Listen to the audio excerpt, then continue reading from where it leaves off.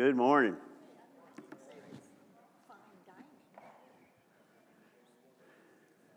It's good to see you this morning. Always a pleasure to be with you. So what do you think? Do you think we're past snow and ice for this year? Do you think we got another round coming? Or do you think we're being set up for another? Okay. Seem to have a room full of pessimists here. Or realists. Yeah. Or expect the worst and hope for the best. If you'll turn to Mark 13.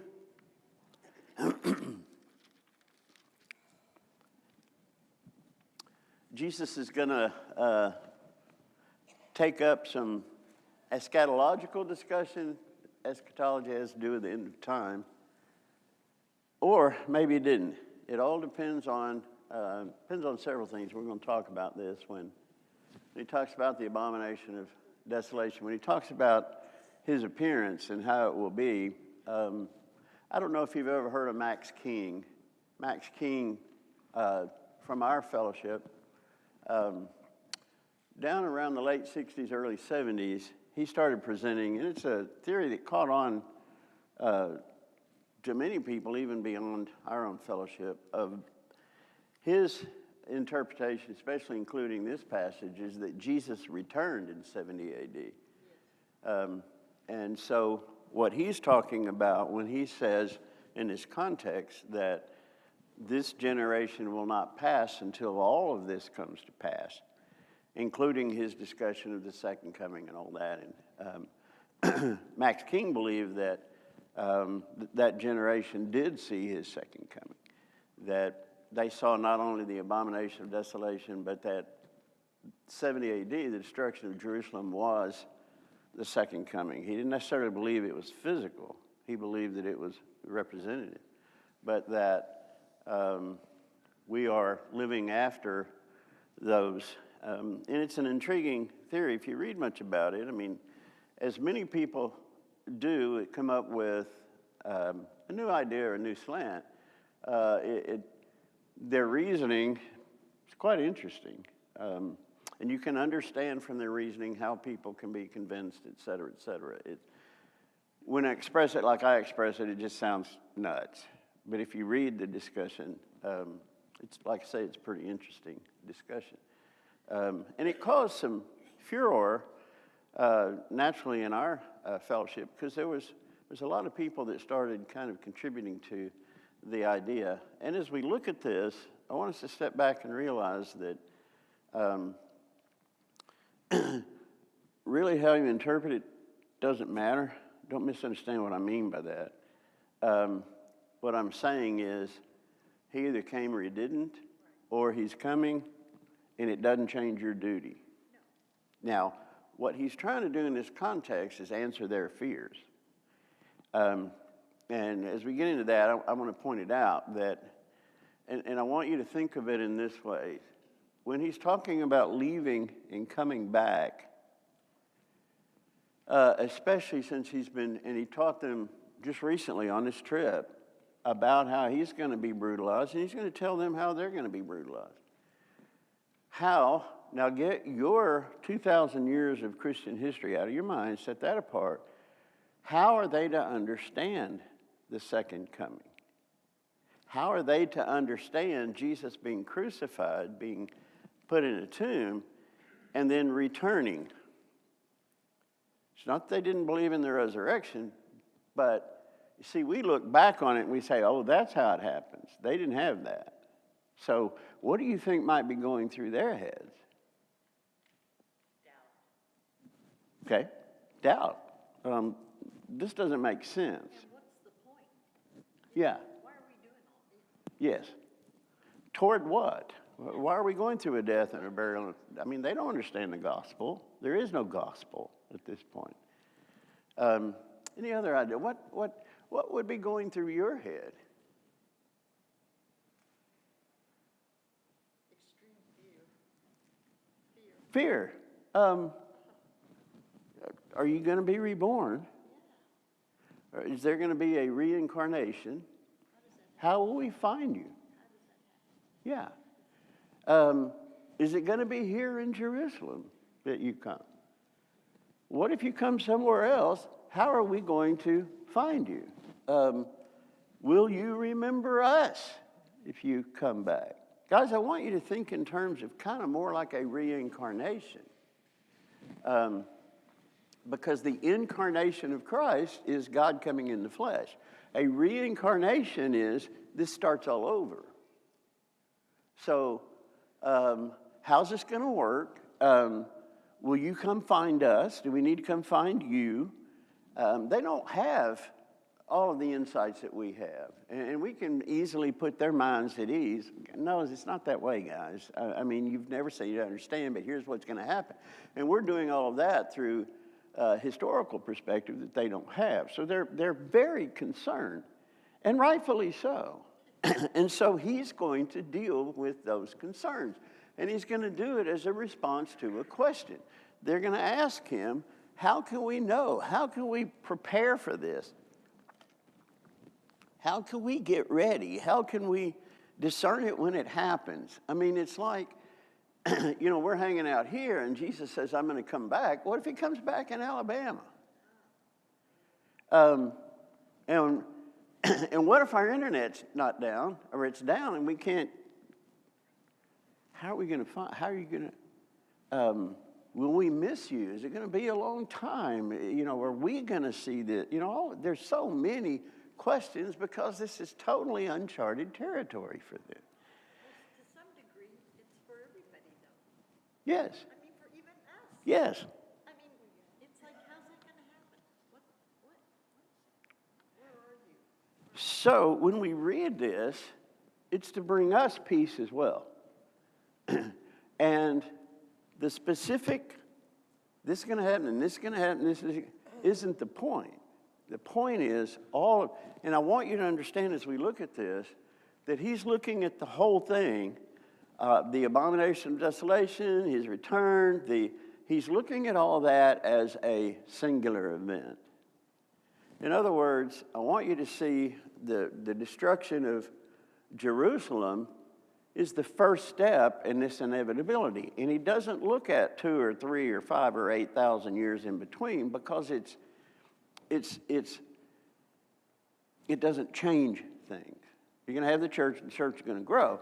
But you have the end of Judah and the beginning of the second coming, the beginning of accountability. And everybody in between is living to be accountable for the next thing that happens. So it's not like, well, we're going to have a Roman Empire and we're going to have the Mongolians are going to rise. Those events are irregardless. That just doesn't. It doesn't matter. I want you to look at the big picture. A remnant of Israel is going to be dispersed, and then I'm going to come. Now, how long that takes, days is 1,000 years. I want to go back to where we ended last week. I want to look at verse 1. And he was going out of the temple. One of his disciples said to him, Teacher, behold, what wonderful stones and wonderful buildings. And Jesus said to him, Do you see these great buildings? Not one stone shall be left upon another, which will not be torn down. Interesting response, great question. Why? And I've talked about it. How many times have you gone to the parking lot, whichever parking lot or door that you use, how many times have you gone out there and said, that's a nice building? How many times have you gone out and said, the choice of brick was just exquisite? And that. I'm so much more critical. Two more times it's going to leak. Or gone up and said, look at this roof that looks Egyptian, it's got that great, it is just great. You ever gone out front and said, you know what, I just love red brick. What do you think, and just speculate for a moment, as they're walking out, why do you think it was brought up? Now, Matthew's account, this was a discussion, but in Mark, it's kind of a one-on-one, so we may have a ringleader here. So he asked, one of his disciples said to him, "Teacher, behold, what wonderful stones and what wonderful buildings." And then Jesus just shuts it down. "You see these great buildings? Not one stone shall be left upon another, which shall not be torn down." First of all, what do you think's going through this disciple's mind? Why do you think he's pointing this out? I've always heard that beauty's in the eye of the beholder. Mm-hmm. And so is ugliness. That gives us all hope. Why would you point that out? Well, he's saying it's not going to matter. It's irrelevant. What's coming. Yeah. Yeah. Well, and a great deal of their hope is in that building, is in that temple. I mean, this is it. This is the center of our universe, right? I mean, that's where sacrifice takes place. That's how we get back into a relationship with God through sacrifice. It's all there, and look at how beautiful it is. And if you've seen Roman temples, what's left, if you've gone there, they're pretty magnificent. Mm-hmm. I mean, they are kind of take your breath away. So I understand the emphasis being there. Because he's been talking about out there. Right. And they're, I think, trying to bring him back to here. Good. Anybody else? It's speculation. You can't be wrong. So venture a guess. If Doris will run her mouth, one of y'all could. I was on the subway in London on a campaign, and I was standing up because it was crowded, and there were a couple of, I was in my mid-20s, and there were a couple of probably 60, 70-year-old banker types, blue suits, bowler hats, and they were discussing, and because I was right there, I couldn't help but hear it. And one of them he was a banker, and he was talking about a loan that they had made on a building that was built, and he went by to look at the building in construction, and he shook his head, and he said, "Man, the thing's not going to last 200 years." It just blew me away because here, after 50 years, we bulldoze them, you know? But in London, you have a Roman wall. You have a wall that was built back in those days, and it's still standing, and it's, yes, it's majestic. And yes, it is the center, and yes, we do tend to attach ourselves to places. They become significant. This place may have greater significance in your mind than it really should, because we are a spiritual house, et cetera, et cetera. It's not about, and therefore, if this building burned down, it's not a catastrophe unless some of us were in here, okay? It's just a building. But I think they're trying to deal with, guys, he's thrown so much at them recently, because it's coming down to the wire, and he knows that, and it's like, I've got to get this in, get this in, get this in, et cetera. Yet he's not ignoring what they bring to him. That's what's amazing to me. He's got an agenda here. But when the Pharisees come and discuss, he's not like, "Guys, I don't have time for you guys." He deals with it. And it's the same here. And it's going to lead into, it's like they're leading him into this discussion. And I understand, just a couple of days before, he's cleansed the temple. He showed anger around this place. And that has to be, rather than quietly going in and talking to the leaders and say, "Hey, you guys don't need to be doing," he made this, and he was chasing people out of there. And so it's, I think it comes back to, we're confused about what the temple actually means to you. Now, you said zeal for my Father's house, but you treated the whole experience as something negative, and it's an experience they probably would have taken for granted, buying and the selling and all that, the merchandising, having a flea market at the temple. Since people are coming and going, it's a great place to set up your booth, that kind of thing. if you had a lunch truck, that would be a good place to park it, that kind of thing. And so, isn't it great that we have this? Isn't this marvelous? And again, it's like you're saying, this is God's house. This is the epicenter. This is ground zero. And isn't it marvelous in its beauty, but isn't it marvelous that we have it? And then Jesus responds, it's going to be absolutely torn down. Now, what if it's actually not talking about the building itself, but himself? He was the person, and he was going to be torn down. well, he had told him that. If you destroy this temple, it'll be rebuilt in 3 days. And it could have been they're queuing off that. Now, wait a minute. This is a great building. This is God's house. And you had said, if the temple is destroyed, it'll be, yes, he had taught that. And they're confusing all of that naturally. I mean, if he said temple, we're very literalists, we would have done the same thing. So he had taught them that.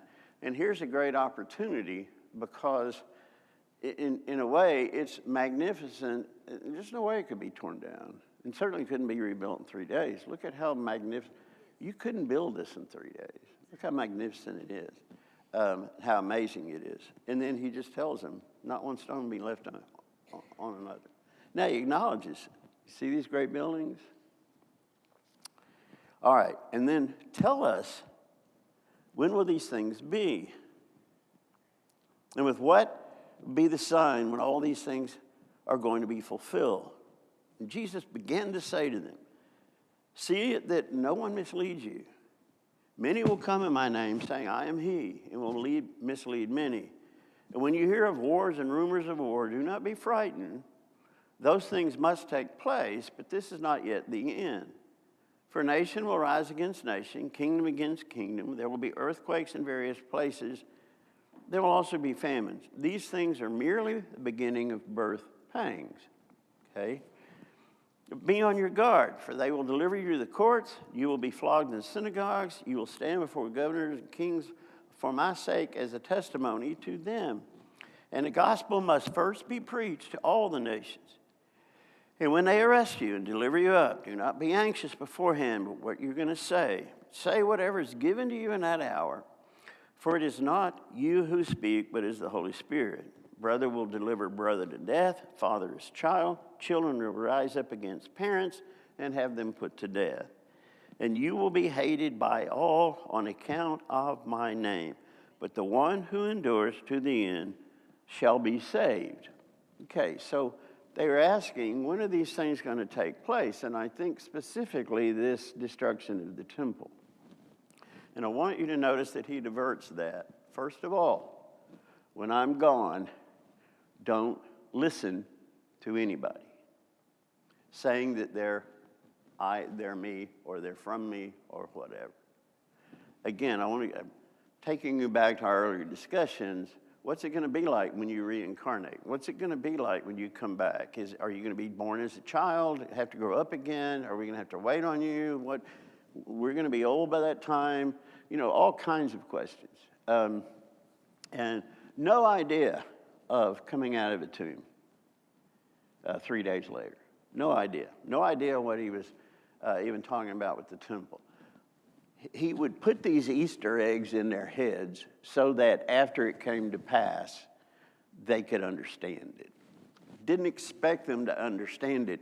And guys, please understand, sometimes we have to just accept and believe what we can't understand. That's what faith is. But we want to understand it and make sense of it before we will believe it. That's not faith. That's walking by sight.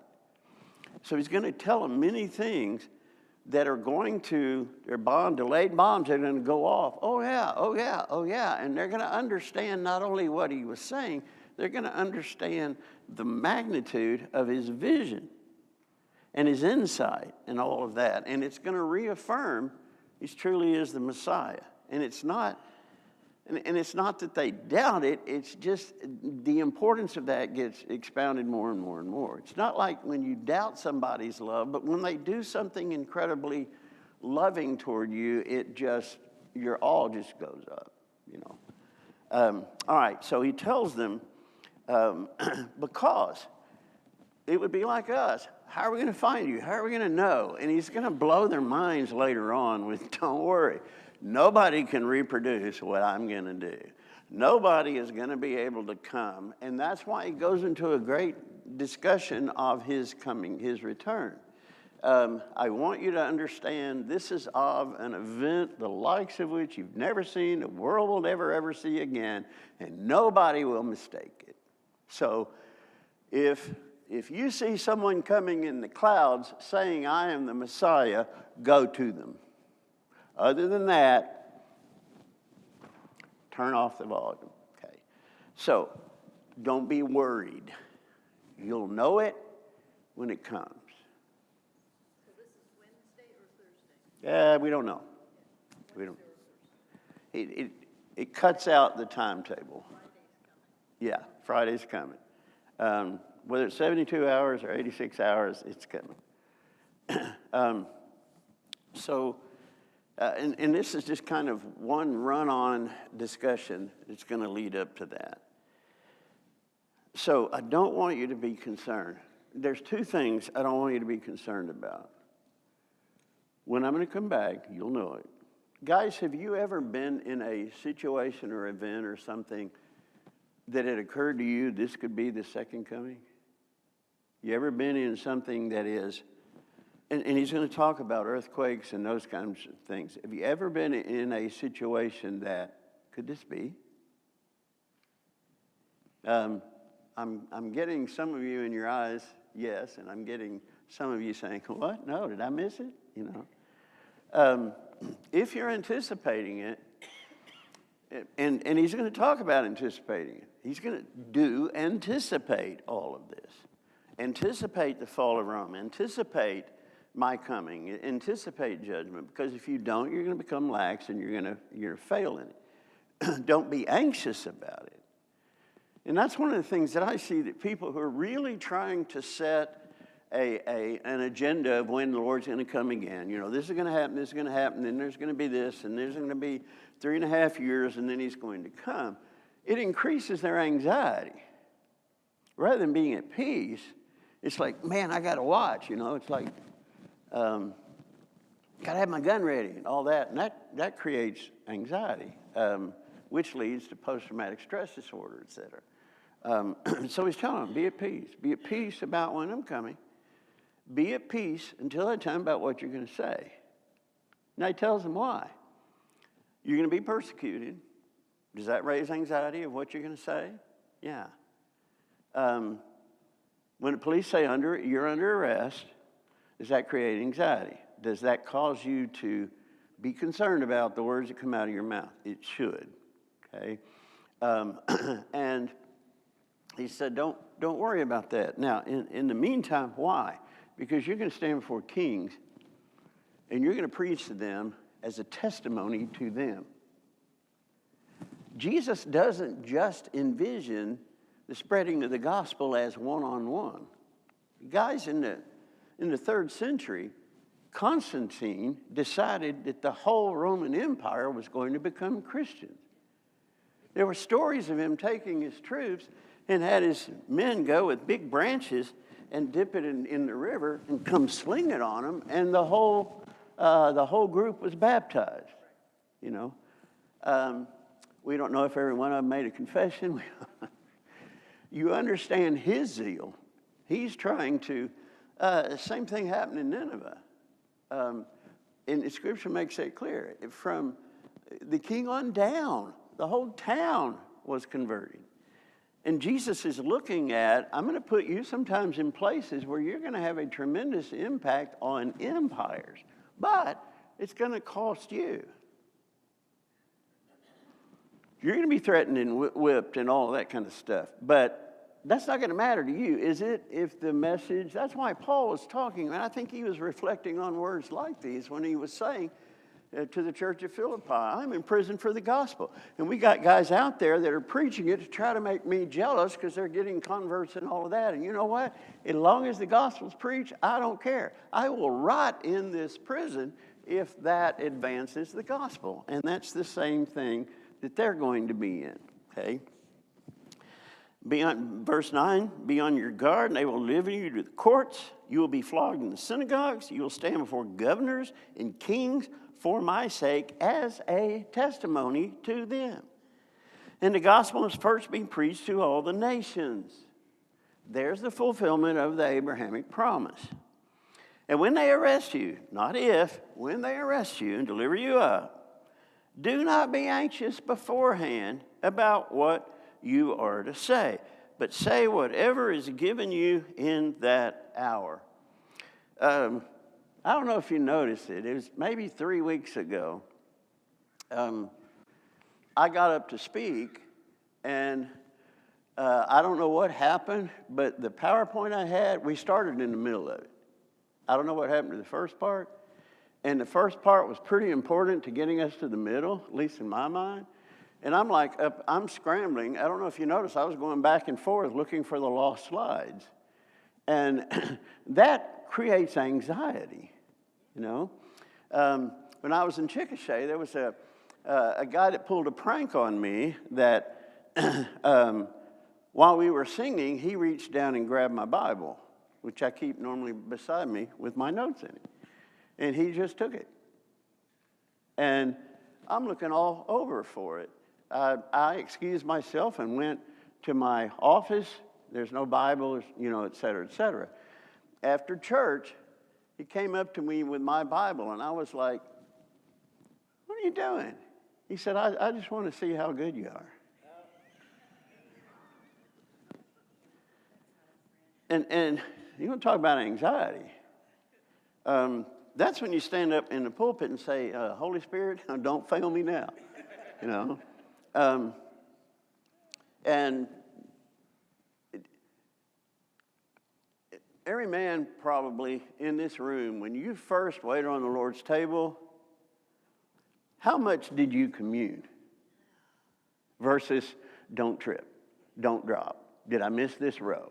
I mean, you get so involved in the mechanics of it that so everybody else can have a peaceful time of remembrance. And I told you about first time we did it, the guy next to me hands were sweaty. We would take the communion before we passed it out, and his hands were sweaty as all of them were. I'm standing, there's 3 of us on this side. He's on this side, and he grabbed the cup and clenched it so hard to not drop it that it shot straight up. Came down, hit him on the shoulder, and you could hear the tray just rattling, you know. And the rest of us are just thinking, I'm glad it's not me. And so he goes to this is in the 70s. He goes to the first pew, a guy sitting by himself with a white suit on. Guess what happened? He just dropped the whole thing. Just kept on walking. Went on out the back. And what I'm trying to illustrate is the anxiety of doing anything before anybody. You know, public speaking, they've said, is one of the greatest fears that people have. And it's amazing. We love getting people's attention, but we don't want it when we're not trying to get it. It's embarrassing, and everybody looks at you, et cetera. And he's saying, you're going to be in those situations. Relax. Relax. Because I'm going to give you the words to speak. And so you can go out on stage not worrying about it. You can go out up on the podium not worrying about it if you're in that situation. And he said, I understand you're going to be in an anxious situation because look at all the things that he says that they're going to do. You're going to be flogged. Yes. Your greatest nightmares. But don't worry. Don't let the anxiety that is anxiety producing to make you fear. Verse 12, brother will deliver brother to death, father's child, children rise up against their parents, have them put to death. And you will be hated by all on account of my name. Guys, one of the things that you've got to understand as a therapist for years, it's been important to me to be able to understand what everybody's presenting. Not agree or whatever. I want to understand. I want to understand your motives. I want to understand how you view life, et cetera, et cetera. And that can bring empathy. Empathy doesn't bring judgment. It's just, I can understand why you killed her, but that's not acceptable. I can understand it from your perspective, but that's not acceptable.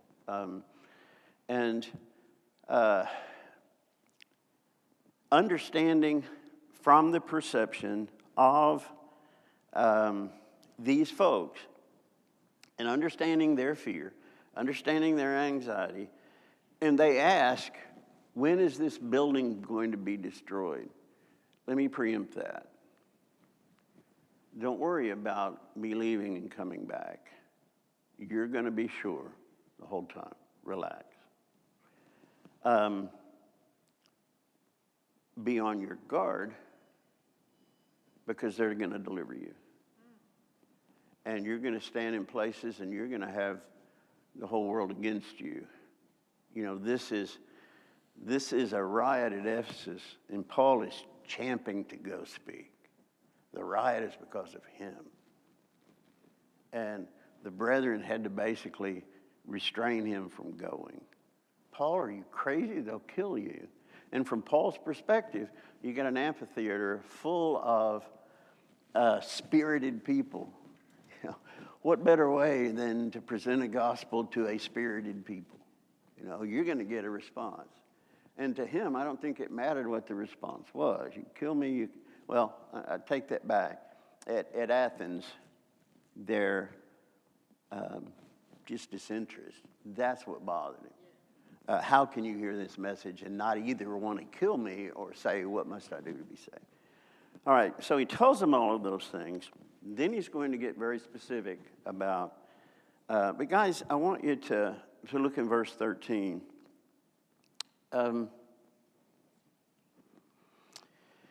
You will be hated by all on account of my name, but the one who endures to the end shall be saved. When I hear, and there's a difference here, when I hear Christians, whether it's social media or on television and all that, talk about their victimization. And we are. And more so, and it's going to get worse. But when they talk about it like, this is unfair. Look at how you treat this group. Or look at what you, or if you're standing against immigration or for immigration, let me show you your inconsistency and you ought to change, whatever. They hate us. Accept that. Accept that. Don't get upset about it. Now, if you want to have a discussion with them to change their minds, don't argue. Because arguing doesn't change minds. Present a case and listen. You see, monologues are condescending. Dialogues are connecting. Okay? And does anybody in here remember a show called Designing Women? Okay. I'm dating myself, but I can't think of a modern show that does. Do you remember Julia Sugarbaker? Do you remember toward the end of every episode, she got on a monologue about this or that or whatever? That doesn't change anybody. I mean, she's venting her spleen, and that's why a couple of weeks ago I talked about being a peacemaker. And the world needs peacemakers, but it just produces warriors. And I want the opportunity to grind you into the ground rather than let's sit down as two human beings to strive to be pleasing to God. Now, I begin with the premise that this person is sincere, that this person believes, and this person has what they believe is a foundation upon which to believe those things. If I don't give them that respect, they're going to feel attacked, and if they feel attacked, they're going to become defensive, et cetera, okay? But it starts out with, I shouldn't expect anybody to understand. I shouldn't expect anybody to, well, that's not fair. It's not supposed to be fair. When people hate you, they're not fair toward you. Now, what you can do is respond with light. When you get slapped on one cheek, what do? Lead with the left. And guys, I know this is hard, but it comes with a mindset that we've accepted. I don't expect you to agree with me. I don't expect you to like me. I don't expect you to be fair. But what I want to strive to do with you is have dialogue, ultimately gospel dialogue, that is mutually respectful, even though you're not showing respect, even as I show respect for you as a person, designed in the image of God. You're not my enemy, even though you perceive I'm your enemy, because my enemy is not flesh and blood. Therefore, you can't be my enemy. Now, what I would like for this discussion to do is to show who is our enemy. You're not my enemy. I'm not your enemy.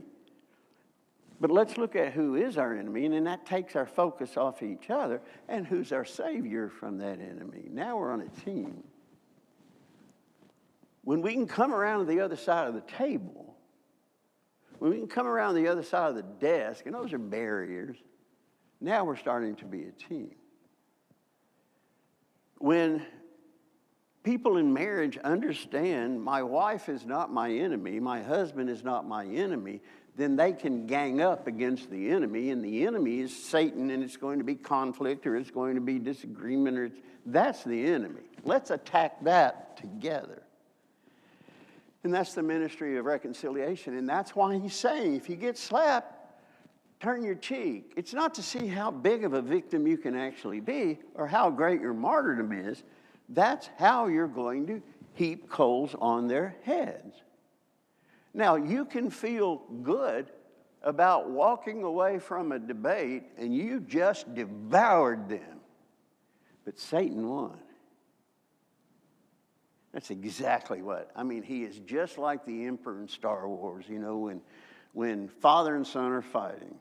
All right, Darth Vader and Luke, if you don't understand that, and he's over there, good. And Luke is coming to the point, and he's saying, give in to your hatred. Good, you're coming to the dark side. And that's what we're doing when we do that. So he tells them, you can be hated by everyone. You will be hated by all. You should be shocked if somebody agrees with you. You should be shocked if somebody says, you know, that's right, or man, you're a good person, or whatever. You should be shocked because they hate you. But it's not personal. On account of my name. So what's he saying? Slough it off. Don't expect any difference. And guys, we've been spoiled by one nation under God that we just take it for granted. Everybody ought to treat us well because we're one nation under God. We're not anymore. We really ought to scrub it off our money because it's an affront to God himself. Now, it's a great thought. It may be having it on the money is a call to get back to that.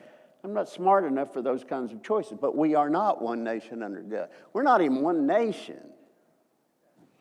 So we got to stop living in this fantasy that I'm being mistreated. Well, of course you are. Welcome, 2026, welcome finally to the world that Jesus faced and Paul faced. Welcome to that world. Brutal, isn't it? Yeah.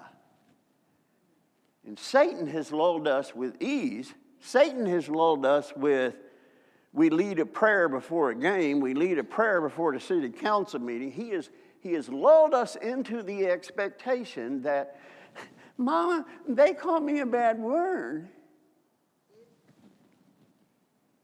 I'm being hurt. No, you're not. You're just on the birth pangs of what it means to be persecuted. Welcome aboard. What did you think you were called for? I was called so my days would be happy, and Jesus would be my lover, and my bank account's going to be full, and the sun's always going to be out, and all that kind of stuff. And that's what we've been obsessing in for the last 40 years. That's what our songs say. Oh, Jesus, let's go on a date, you know? I encourage you, if you listen to modern Christian music, look for a song that talks about, I'm going to die here. Allow me to hurt, just give me strength. Oh, Lord, persecute me through evil. You know, you don't hear those kinds of songs. And that sets us up for something's wrong. My bank account's empty. God's failed me. No, he hasn't. He's welcomed you aboard. Jesus' bank account was empty because he never had anything in it. But when you see the abomination of desolation, standing where it should not be, let the reader understand. This is code. Okay? Then let those who are in Judea flee to the mountains. Now, if this is about the end of time, what good is the mountains going to be? Not at the end of time? Yes. But it's not going to do any good at the end. Jesus is telling them, get out of town. If you're pregnant, feel sorry for you. How is that going to help them if he's coming again and we're about to have judgment? It's not. That's not what he's talking about. When you see the abomination of desolation, get out of Jerusalem. That's where he's speaking from. Get out of here. I'm going to give you a warning. Guys, when Rome came and surrounded Jerusalem, they built a wall around it to encase them. This was their tactic. And the first thing they're going to do, and they didn't care how long it took, they're going to starve you out. Now, when I think it was Pompey that first started, and when they built this wall around, and it's not like a stone wall, but it is a fortress out of which you can't get. There were folks coming, and it happened about the time of the Passover. So you had all kinds of folks coming into town, and they let them come in. And they opened the gates and said, come on in, come on in. And they closed the gates and said, but you can't leave. Now, why would they do that?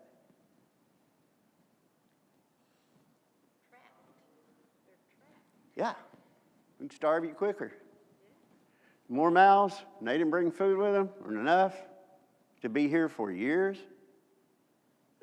And that's the mindset. If this take years, but what happens when you have, guys, we've read about this, the fall of Samaria, about when they're eating their own children. It's estimated that probably around 1.1 million Jews lost their lives at this destruction. And Jesus says, there's not going to be an event like this as ever happened before, and there's not going to be one that happens again. Talking about this. When you see the abomination of desolation, and watch for it. Well, which abomination? There's only going to be one, and you will see it. And leave. Don't go into your house and grab anything. Don't pack. Leave. Now. Because as soon as it gets here, you're stuck. And you're going to starve yourself to death. And then when you have no energy left, then we'll breach the walls. And it's an easy fight. 1.1 million in estimations. Were there Christians there? Yeah. Now, if those did not listen to Jesus and get out, they died. They weren't here to take captives.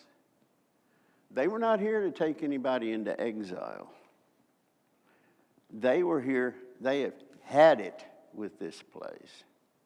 It's been nothing but problems, and they have reacted to Roman rule like nobody else does. Everybody else just assimilates because they gave them freedoms and that kind of stuff. But, it's basically pay your taxes and give us tribute and all of that. but we're not going to mind your business. And that's why Pilate didn't really want to get involved with this Jesus thing. It's not my thing, etc. I just want to keep riots from taking place.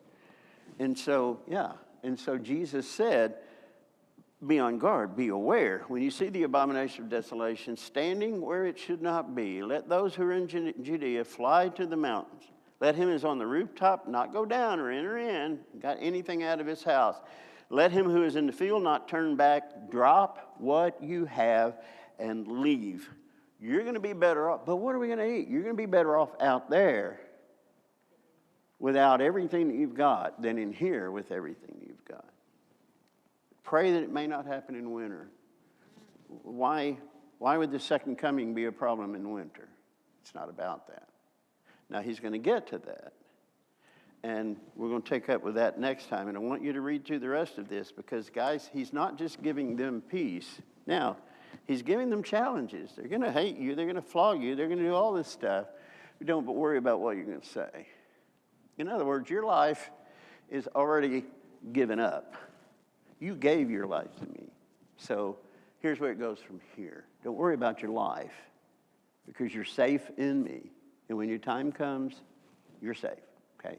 But in the meantime, don't be anxious about knowing when I'm going to come back. Don't be anxious about what you're going to say because I've been training you to say all this stuff, and I'm going to give you that.